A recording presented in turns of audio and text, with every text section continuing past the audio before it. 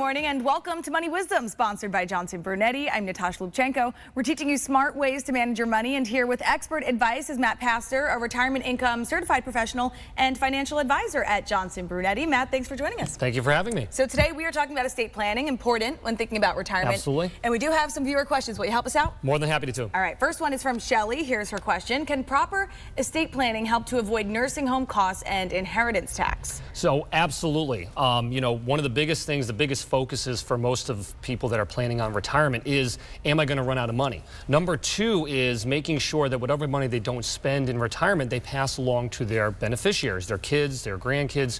And the biggest thing that comes up is protecting ways for something like health. And taxes. So there are a few things you can focus on. Number one, there is insurances out there that you can get that can protect against nursing home costs, such as long-term care insurance. There's also trusts. You can get an irrevocable trust or any type of trust that can protect assets from something like a nursing home cost. You can also gift money. A lot of people don't realize that gifting money to their kids, to their grandkids, to their siblings is a good way to protect against things like nursing home costs and inheritance tax. Right. I mean, that was a great question from Shelly and wonderful answer. Next one is from Larry here. He wants to know, what are the differences between a revocable living trust and an irrevocable living trust? So the biggest thing to be mindful of is the word control. With a revocable trust, you make decisions, you can make changes to that trust. An irrevocable trust, you can't. And that's important because when we start talking about things like protecting assets from a nursing home, an irrevocable trust will do that for you, whereas something like a revocable trust will not, because you can make changes to that trust at any point in time. Okay, important to know the difference there. Now, this next question is from Nancy.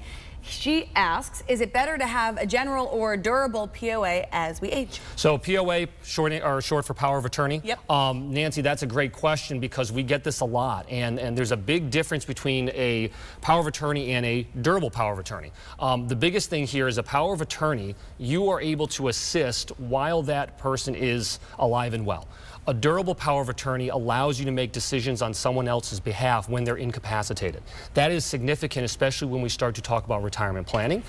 We've talked about health a lot already. So when your health starts to decline potentially, and there are things like cognitive impairments, a durable power of attorney will allow someone to act on your behalf in that situation. So we always recommend a durable power of attorney when it comes to retirement planning. And important to think about ahead of time, I am sure. Absolutely. All right, Bart wants to know, how frequently should we revise our will? So there's two answers to this. Traditionally, most people will say every 4 to 5 years. I would also say that you want to start to focus on revising your will when any significant life-changing events, marriage, death, having kids, anything that is going to change in your life, you should probably check your will to make sure it's updated accordingly. All right, and final question here. Thomas asks, what is the best way to safeguard assets for my children? I'm sure a lot of people have this question. Absolutely. So, I always look at this question, I say, well, are you protecting assets to ensure that they get them upon your passing, or are you protecting the assets from them altogether? Right. So there's two things here. I mean, the biggest thing is always, and we talked about it, a trust is a good way to safeguard assets if you're looking to protect against something like a nursing home. Gifting money is also a good way to do that, so that you can pass along those assets and they don't get taken, so to speak. A trust is another component where you can put money in to safeguard it and protect it down the road. So pretty much things we've talked about already, trusts, gifting, and in essence, making sure that your children will be okay down the road. All right, a lot of themes here that we talked about today, and I know you have an offer where we can learn even more about estate planning. Yes, everybody likes checklists, and this is a good way to start. The estate planning checklist that we're offering right now, kind of dot all the I's, cross all the T's. Make sure we get be proactive about it. And you can start as early, or even if you're closer to retirement. Anytime. Absolutely. I mean, there's no better time than now to start planning, whether it's for retirement or for estate planning. So the sooner the better.